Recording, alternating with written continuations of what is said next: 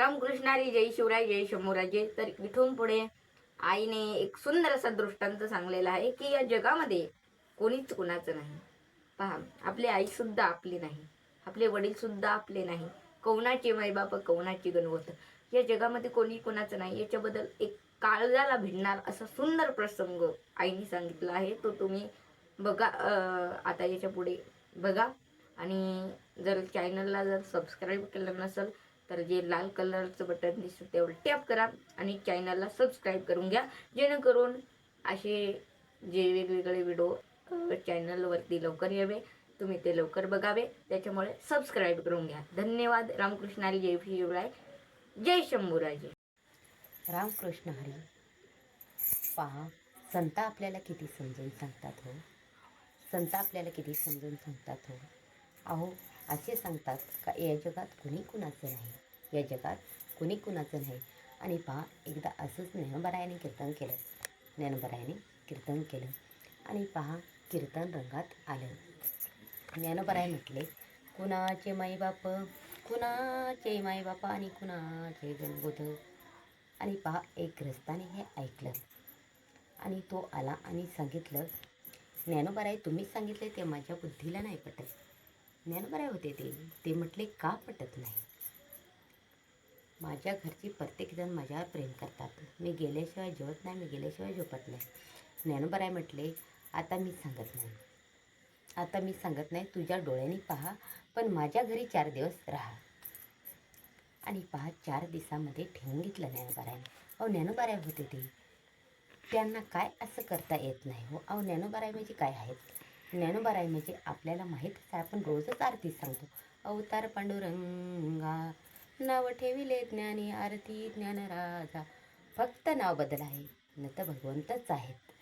आणि पहा, ते 4 दिवस ठेवून घेतलं ज्ञानोबारायने. 4 दिवसामध्ये काय शिकवलं?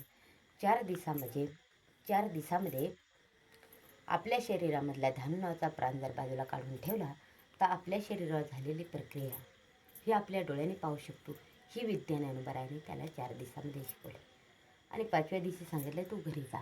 मध्यरात्री उठायचं, बायकोला सांगायचं माझ्या खूप छातीत दुखायला लागलं. तिने सांगितलं का दवाखान्यात चला, तर जायचं नाही. आणि 5 सकाळीच उठायचं, 6ला ध्यानाचा प्राण बाजूला काढून ठेवायचा आणि 7ला तुझ्या घरी मी हजर होतो. आणि हा ग्रस्त घरी निघाला आणि घरी आला आणि ज्ञानोबारायाने सांगितल्याप्रमाणेच त्याने मध्यरात्री उठला आणि बायकोला सांगायला लागला, माझ्या खूप छातीत दुखायला लागलं. ती म्हटली, गप झोपा. आणि तो ग्रस्त झोपी गेला आणि 6ला उठला आणि ध्यानाचा प्राण बाजूला काढून ठेवला. आणि कंप्लीट 6:30ला त्याची बायको उठली आणि पाहते तर हे आमचे गेले. हिला हे कळालं. हिने पटकन खिचडी टाकली आणि ती खिचडी ताटलीमध्ये घेतली आणि ते प्रेताकर पाहून खाते. आणि तो ध्यानाचा प्राण जो होता ना, तो हिला पाहत होता. तो म्हणत होता, अगं बया, तुझं असं आहे का? मी तर माझी चंद्रमुखी म्हटलं होतं, आता तर तू सूर्यमुखीच झालीस. आणि हिने खिचडी खाली, भांडी पालती घातली आणि रडायला सुरुवात केली. महाराज, आता आमचा रडण्यात तर एकच नंबर. आणि पहा, हिने सगळी सगळ्या घरात माहीत झालं. आणि पहा, सगळी जमली आणि 7 वाजले. ज्ञानोबाराय आले. भिक्षां देई. त्या ग्रस्तची आई म्हटले, अरे बापरे, कोण हा आला का? सोन्यासारख्या लेकराचं प्रेत घरात पडलंय, कोण हा भिक्षा मागतो? याला लाज नाही वाटत का? अहो, ज्ञानोबाराय होते ते. ज्ञानोबाराय म्हटले, आईसाहेब, तोंड सांभाळून बोला. आमचा नेम आहे, आम्ही 5 घरा मागल्याशिवाय जेवत नाही. आणि ज्या घरी जातो त्या घराचं सोयीतच करून येत असतो. ती आई म्हटली, माझ्या घराचं सोयीत कर. लगेच ज्ञानोबाराय घरात आले आणि घरात येऊन ऐकतात तर सगळी माणसं बोलतात. ती आई काय सांगते, माझ्या लेकाच्या अगोदर मला नेलं असतं तर बरं झालं असतं. पत्नी सांगते, माझ्या पतीच्या अगोदर मला नेलं असतं तर बरं झालं असतं. बहीण सांगते, माझ्या भावाच्या अगोदर मला नेलं असतं तर बरं झालं असतं. भाऊ म्हणतो, माझ्या भावाच्या अगोदर मला नेलं असतं तर बरं झालं असतं. ज्ञानोबारायने एक दुधाचा ग्लास मागवला आणि तो पहिला आईला दिला. आई, हे तू घे, तू मरची आणि तुझा मुलगा जिवंत होईल. तिचासुद्धा नाकार आला. पत्नीला दाखवलं, हे तुम्ही घ्या, तुम्हाला मरायचंच आहे ना, मग तुम्ही घ्या.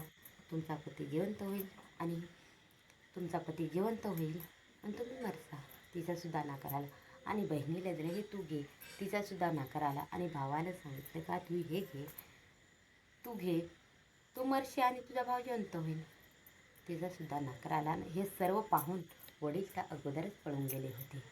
आणि पहा ज्ञानोबाराय दूध होते ते मी घेऊ का. प्रत्येकाचा होकार आला. हा दुसऱ्याचं काही हो, फक्त स्वतःच पाहायचं. आणि पहा दूध होतं ते ज्ञानोबारायने पिऊन घेतलं. आणि लगेच त्या ग्रस्ताच्या मस्तकावर हात ठेवला ज्ञानोबारायने. अहो हात कोणाचा होता? माझ्या माऊलींचा होता. अहो आपण मंदिरात गेलो तरी भगवंत आपल्याला भेटू शकतो, पण संत भेटत नाही हो. परंतु काही जन्माची पुण्य असेल त्या ग्रस्ताची, म्हणून ती ज्ञानोबारायचा हात त्या ग्रस्ताच्या मस्तकावर गेला आणि ध्यानाचा प्राण प्रकट केला शरीरामध्ये. आणि तो ग्रस्त उठून बसला आणि ज्ञानोबारायच्या चरणावरती नतमस्तक झाला.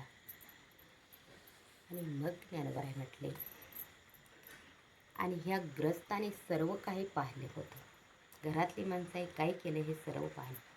आणि मग ज्ञानोबाराय म्हटले, कुणाचे माईबाप, अरे कुणाचे माईबाप, कुणाचे गणगोत. तो ग्रस्त म्हटला, ज्ञानोबाराय तुमचंच खरं, ज्ञानोबाराय तुमचंच खरं. या जगात कुणी कुणाचं नाही, कुणी कुणाचं नाही. नाही रे